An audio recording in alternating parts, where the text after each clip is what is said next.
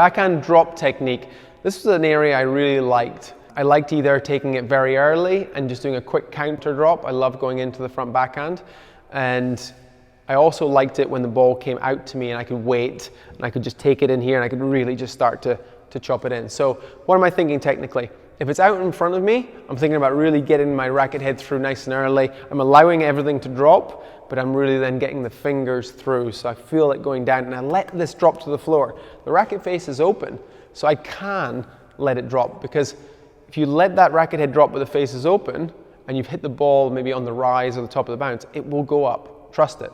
You know, I had this great conversation with David Pearson when I was trying to practice doing it. And he was like, no, let the racket head go. And I was like, no, because if I let the racket head go, the ball's going to go on the floor.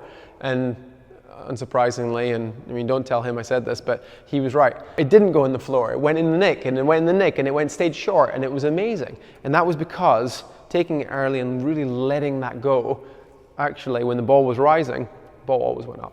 So I encourage you for the counter or the early one, just to drop that racket face to the floor as much as possible, keeping the face open, as long as you can get the ball on the rise or at the top of the bounce.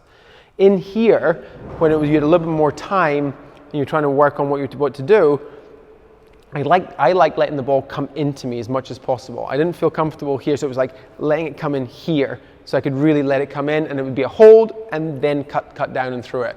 I didn't have many options from there. I could push it straight, I could go cross court, but what I try and think of when it's here is like come to there, and then my body's slightly ahead of my racket, and then the racket would catch up.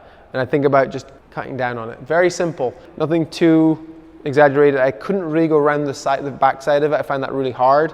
So I'd either come down here mostly, and sometimes I'd come inside it as well. I try not to, because that's going back to my falling over flat technique. So I try and come and make sure that came down and through, so you can see the racket head face, and then through to the target. So still, again, down, through, and continue down. Drop the racket head. But on the impact point, the racket was coming through. It wasn't behind the wrist. Through and down.